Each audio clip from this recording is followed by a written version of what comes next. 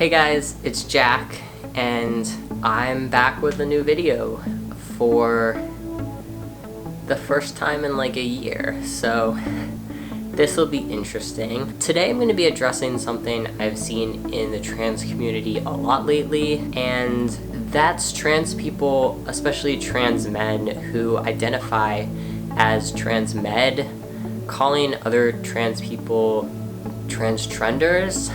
Real quick, I want to make it clear that I'll be talking specifically about my experiences as a trans masculine person, because a lot of what I've seen has been within the trans masc community, and I don't feel like it's really my place to talk about trans women and trans femmes, but I don't want to exclude trans women from this conversation or act like this isn't a word that affects them too. I want to encourage trans women to respond and share their own experiences in the comments.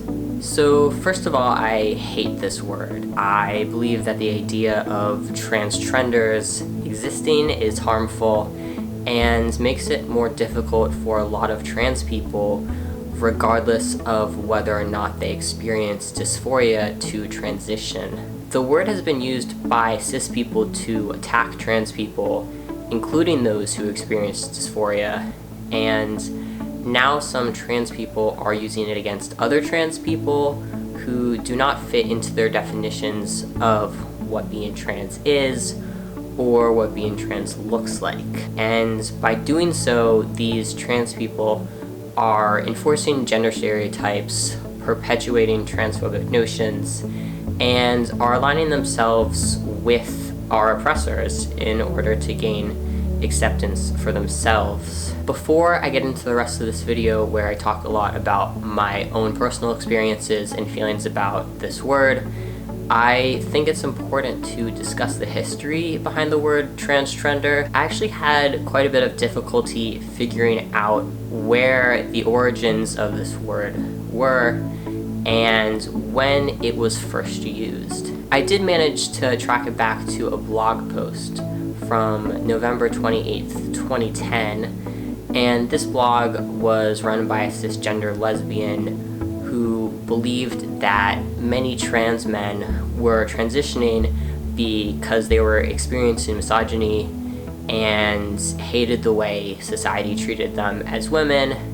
and decided one day that being a man would be better, so they just chose to be trans. She also said that many of these trans men were influenced by social media and media in general, particularly anime, which she believed was glorifying being trans. The first post of hers mentioning the word transtrender was one entitled Transtrenders, the New Goth, which equates being trans with rebellion against society and female gender roles, much like being goth is seen as rebellious. And this post includes an article that was originally posted on another site before quickly being taken down due to complaints by trans people, and rightfully so, because it was extremely transphobic. However, the owner of this blog quickly reposted this article, and the author for this article is actually not cited.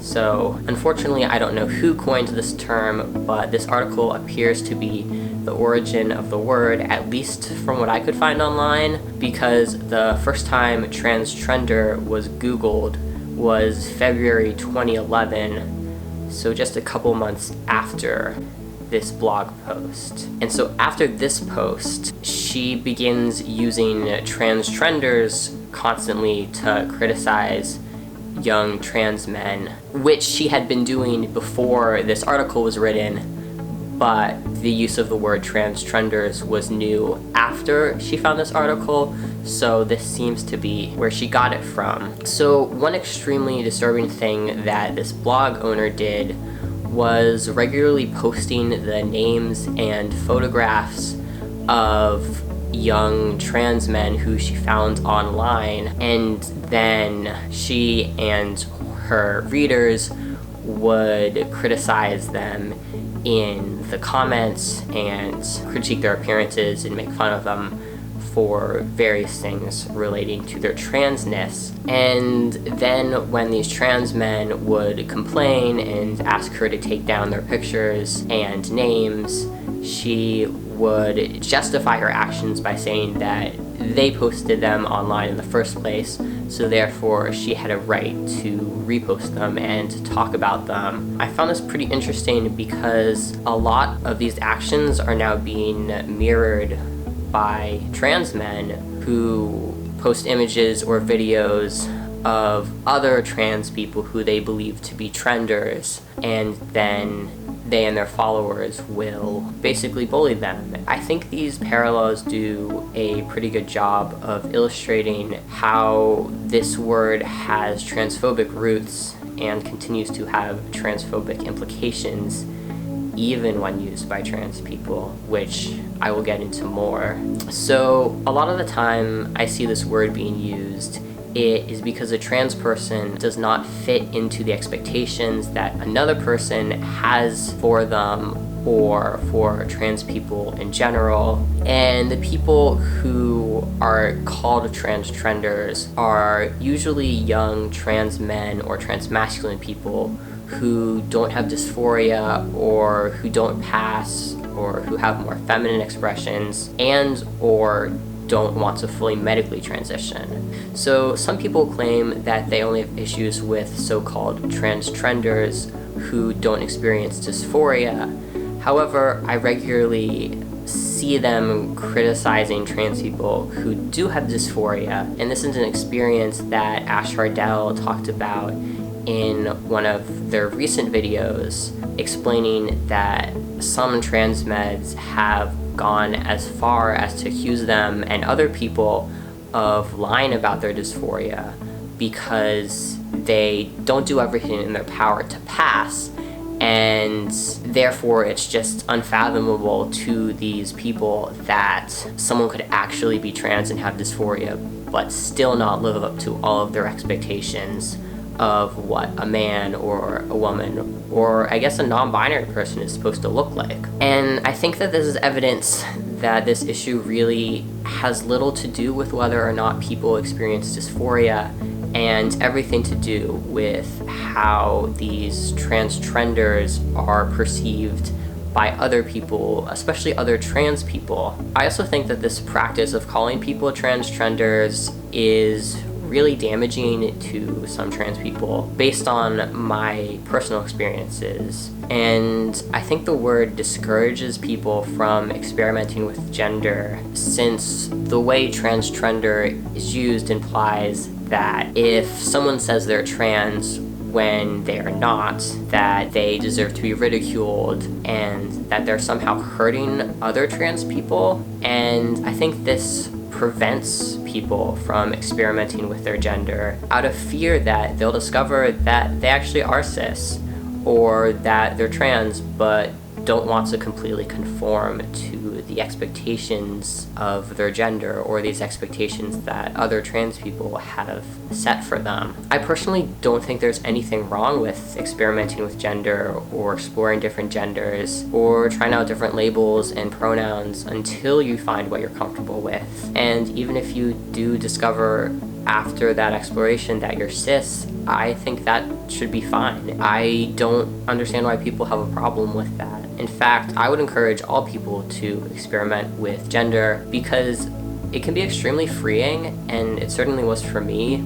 I personally explored multiple different expressions and labels and pronouns before deciding that I was most comfortable presenting the way I do currently and using he, him pronouns. I think that experimenting was key to my personal happiness and well-being, and if at 15 I'd been told that I had to fit into this box that other trans guys believe is necessary to be trans, I think I would have been scared off, and that thought is pretty terrifying to me, that other people could be scared off from exploring their genders or scared back into the closet because they are experiencing harassment from other trans people, or they witness people who they relate to being harassed by other trans people. Personally, the first thing I came out as was gender fluid, which is an identity that's highly criticized today,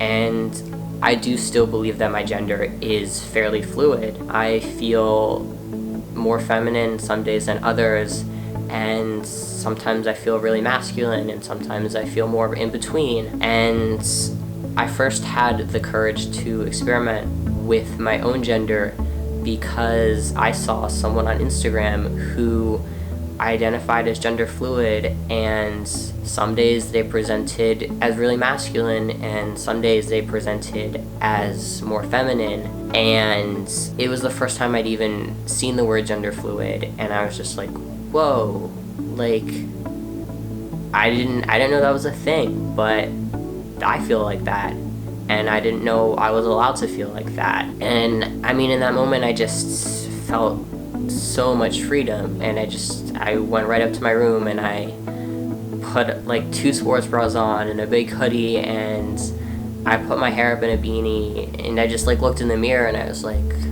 yeah, like that's right. Like I can't believe I never did that before. I can't believe I didn't let myself do that. But you know, it took seeing someone else who was like my age, who was just confident and proud of who they were, for me to be like, oh, like I can do that too. And I mean, I never even considered that another trans person would ever criticize that.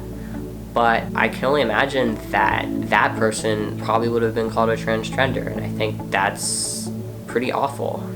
And I was still pretty scared and discouraged, as I know a lot of trans people are, and my family didn't react well to me coming out. They believed that it was a phase, and that I wasn't really trans, and that I was just influenced by social media. And honestly, I think if they'd known the word transtrender, they might have called me one, or at least thought I was one. And I think a lot of the trans med YouTubers who are popular today would have also called me one. And I can only imagine how the people who are called trenders and who are harassed and bullied by other trans people feel. I know I was personally really lucky because I went online and I found people who were open-minded, and they celebrated me exploring my gender and trying out different pronouns and labels, and they made me feel really safe and accepted, rather than taunting me or calling me a transtrender like I know a lot of people experience today. I'm just really lucky that I had that experience, and that some of these popular YouTubers weren't popular when I was a kid, because I was super insecure in high school, and experimenting with my gender made me feel so good, and so I had to continue with that. But it also put me at risk for a lot of bullying and harassment and name calling, and having that online community was the only thing that really like kept me going. And I was like, there are people out there who will accept me, and when I graduate high school I can find those people and I'll be okay and I'll be happy. And I just really can't imagine how terrible things would have been if I'd gone online and been called a trender, especially if another trans person had called me a transtrender. That would have just crushed me. I mean, it was bad enough having cis people and family members telling me that it was just a phase, and that I'd be making some horrible mistake if I medically transitioned. And I guess that's why I'm making this video, in case there's someone who feels like 14 or 15-year-old me and needs to see that person I saw on Instagram, whose name I don't even remember, because I want a future where people are allowed and feel comfortable with experimenting with their gender. And it shocks me that there are so many trans people who don't want this and don't want this freedom for everybody. I mean, who does it hurt if someone goes by he pronouns for a week and then is like, nope, it's not for me? and goes back to identifying as cis. You know, like, why does that matter? So another layer of this is that a lot of the people being called transtrenders are non-binary, and they've been criticized for describing themselves as things like a non-binary man or a non-binary woman or something like that. And I think this also really resonates with me because I don't personally feel like I'm 100% male. I definitely identify with some aspects of maleness and boyhood, but I don't feel like my gender is the same as my dad's or my brother's or any other cis man's. I also feel like my gender is affected by my own queerness because a lot of my femininity in some of my expression and my mannerisms and interests in the way I feel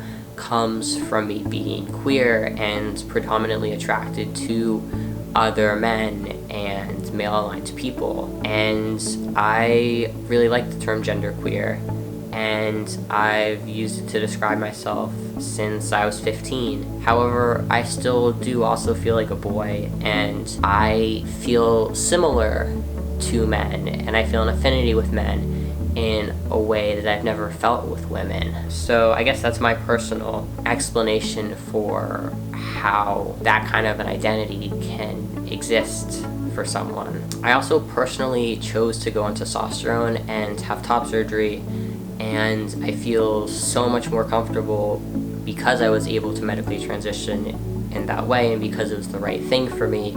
However, I also think it's important to recognize that not everybody feels that way, and not everybody feels that way about their body. And I mean, all trans people have different experiences. Some people want bottom surgery, some don't, but that doesn't mean they're not trans. And some people want top surgery and some don't, and that doesn't mean they're not trans. And some people go on hormones and some never want to, and that doesn't mean they're not trans. And there's also trans guys who wear makeup and dresses and have long hair and do drag, and none of those things mean that they're not trans either. And a lot of these people who criticize transtrenders can accept if a trans person doesn't fit into every single one of these boxes. So I guess what I don't understand is how they can't also recognize that therefore someone can be trans and fit none of these boxes. I also think an important aspect of this is questioning why you associate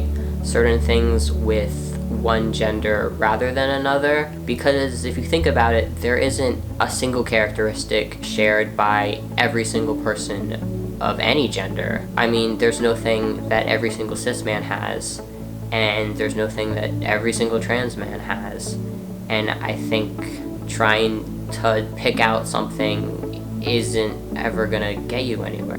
I mean, not all cis men have penises, and not all trans men want bottom surgery, and not all cis men produce high levels of testosterone, and not all trans men want to undergo hormone replacement therapy, and some men have breasts, and some trans men have breasts. The only thing that they all share is identifying as a man, and that's the only thing that really matters. The same diversity also exists for gender expression. There are cis men who feel comfortable wearing makeup and dresses and having long hair and doing drag and every other expression, and people don't really question that because they're cis. I don't think I've ever seen anyone insist that men like that are actually women, at least not cis men like that. If you believe that cis men who do all of those things are men, but trans men who do them aren't, then that's inherently transphobic, because you're saying that the existence of a penis or certain chromosomes or hormones is what gives cis men the right to make those choices, and that trans men cannot make those choices because they're trans. And if you think about it, gender is super complicated and diverse, and everyone experiences it differently, and everyone has different things that make them feel like they are their gender. And all of the things we associate with being a man or a woman or non-binary or trans are just things that society has taught us to associate with those identities. And I would expect trans people to understand this better than anyone. I've also seen a lot of people demanding other trans people to explain their gender or why they feel certain ways or make certain choices in order for them to be gendered correctly and treated with respect. And I don't think that anyone has to explain or justify their gender to anybody, because it is a very personal thing, and I honestly don't believe that I could completely explain mine to anyone, even if I really tried to. It's just a feeling that I have, you know, and it's separate from my body and how people perceive me. And I know that because even if I'm alone in my room in the dark and no one else is there, I can still feel my gender, and I still know, you know, I still know what my gender is, because it's just part of who I am. It's part of my spirit, and it's not a thing for someone else to dictate. And my gender would be the same if I woke up tomorrow and put on a dress and eyeshadow and lipstick, as it would be if I woke up tomorrow and put on sweatpants and a sweatshirt like I'm wearing right now. And my gender would still be the same if I grew my hair out or stopped taking hormones or stopped passing as male. And I still have the same gender I had when I was 13 and wore dresses and makeup sometimes and had long hair and hadn't even considered that I could be trans. I still have that same feeling inside of myself, that feeling of who I am, and now I can express that because I have these words and I have freedom to decide how I want to dress and how I want to express myself and how I want other people to address me. I hope that none of you would misgender me or disrespect me regardless of how I express myself or how you personally perceive my gender. And I think that the same kindness should be extended to all trans people, regardless of how they express themselves or how you perceive them. And I didn't make this video to attack any specific trans person. I mean, there's already way too much negativity within the community, and I'm not looking to start drama. I just really wanted to address some of these things that I've seen talked about by a lot of my peers lately, and to provide a different point of view. I hope this video made you think, and I hope in the future you're kinder to trans people, or even just leave them alone if you disagree with how they express themselves or identify or talk about their gender. You don't have to call them out. You don't have to say anything. They're not hurting you